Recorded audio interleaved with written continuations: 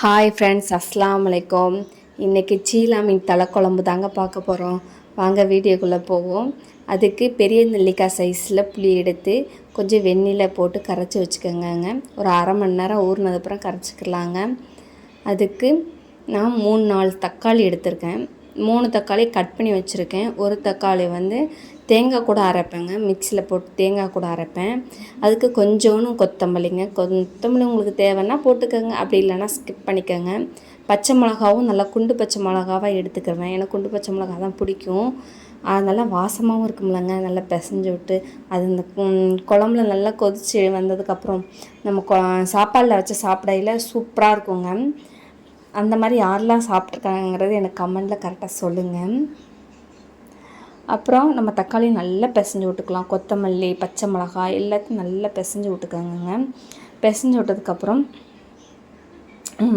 பச்சை மிளகா உங்கள் காரத்துக்கு தக்கட சேர்த்துக்கோங்க. எனக்கு 3 போதும். காரம் உங்களுக்கு தேவைப்படுதுன்னா எக்ஸ்ட்ரா கூட சேர்த்துக்கிடலாம். அதுக்கப்புறம் நல்லா பிசைஞ்சு விட்ருங்க. நல்லா பிசைஞ்சு விட்டு அது பச்சை மிளகா பிசையில் கொஞ்சம் கை காந்துற மாதிரி இருக்கும். நான் கொஞ்சம் கையை வாஷ் பண்ணிவிட்டு அதுக்கப்புறம் நம்ம தேங்காய் அரைச்சி வச்சுருக்கோங்க. தேங்காய் பேஸ்ட்டு கூட என்ன போட்டிருக்கோம்னா ஒரு கைப்பிடி கருவேப்பிலை போட்டிருக்கேன். ஒரு கைப்பிடி கருவேப்பிலை ரொம்ப நல்லதுங்க, கண்ணுக்கு நல்லது, முடிக்கு நல்லது. கருவேப்பிலை நிறைய சேர்த்துக்கோங்க.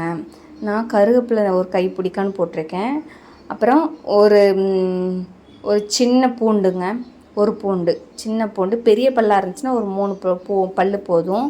அதுக்கப்புறம் கொஞ்சம் 2-3 சின்ன வெங்காயம். நான் மசாலா பொடி போட்டு அரைச்சிருக்கேன். எனக்கு சரியாக அரையலை அப்படின்னு மசாலா பொடி போட்டிருக்கேங்க. உங்களுக்கு இந்த மாதிரி வேணும்னா நீங்களும் மசாலா பொடி போட்டு அரைச்சிக்கோங்க. அது கூட போட்டு நான் அரைச்சிருக்கேன். என்ன போட்டிருக்கேன்?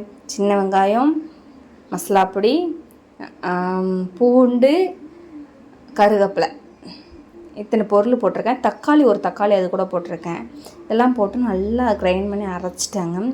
உப்பு வந்து இப்போவே போட்டுக்கோங்க, அப்போ தான் மீனுக்கு உப்பு பிடிக்கும். கடைசியில் போட்டால் மீன் உப்பு பிடிக்காதுல. பெரிய பெரிய மீனாக இருக்குது பார்த்திங்களாங்க. இந்த மீனையுமே ஃபஸ்ட்டில் ஆரம்பத்துலேயே போட்டுருங்க. பெரிய தலையாக இருக்கிறதுனால ஃபஸ்ட்டு ஆரம்பத்தில், இது பெரிய பெரிய துண்டாக இருந்தாலும் ஃபஸ்ட்டே ஆரம்பத்தில் போட்டுருங்க. லாஸ்ட்டில் வந்து பொடி மீனுக்கு தான் செட் ஆகும் மீன் குழம்பு.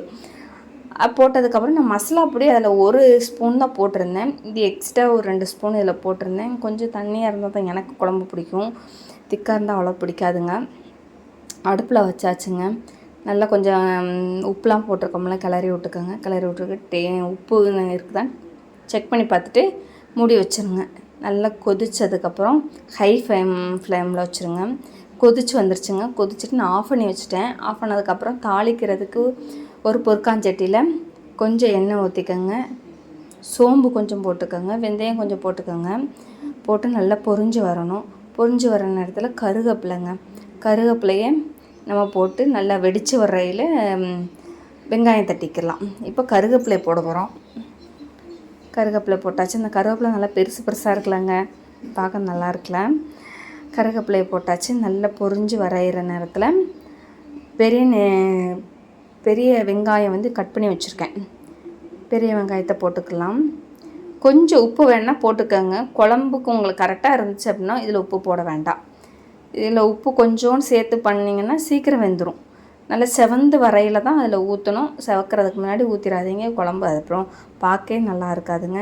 நல்லா வதக்குங்க. நல்லா வதக்கி எடுத்ததுக்கப்புறம்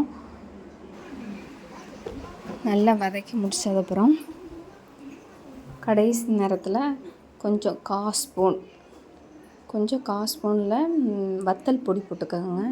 வத்தப்பொடி போட்டால் அந்த குழம்பு அப்படி எண்ணெய் மிதந்து வரையில் இந்த வத்தப்பொடிக்கும் அந்த குழம்புக்கும் அப்படியே செவந்தாப்பில் இருக்கும். நல்லாயிருக்கும், குழம்பு பார்க்கவே அழகாக இருக்கும்.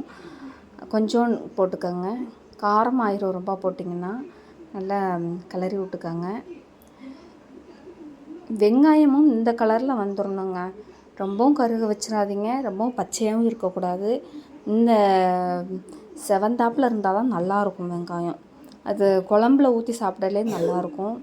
கருவேப்பிலையும் நல்லா இதாகிடணும். இப்போ தாளிச்சிடலாம். குழம்புல ஊற்றியாச்சுலங்க, குழம்புல ஊற்றியாச்சு. கடைசியில் வந்து ஒரு கரண்டி குழம்பு எடுத்து பொற்காஞ்சட்டியில் ஊற்றி அலசி ஊற்றிடலாம். இந்த மாதிரி யாரெல்லாம் செய்கிறாங்கங்கிறது எனக்கு கமெண்ட்டில் கரெக்டாக சொல்லுங்கள். கமெண்ட் பண்ணுங்கள், ஷேர் பண்ணுங்கள், லைக் பண்ணுங்கள், மறக்காமல் சப்ஸ்கிரைப் பண்ணுங்கள். Thank you friends.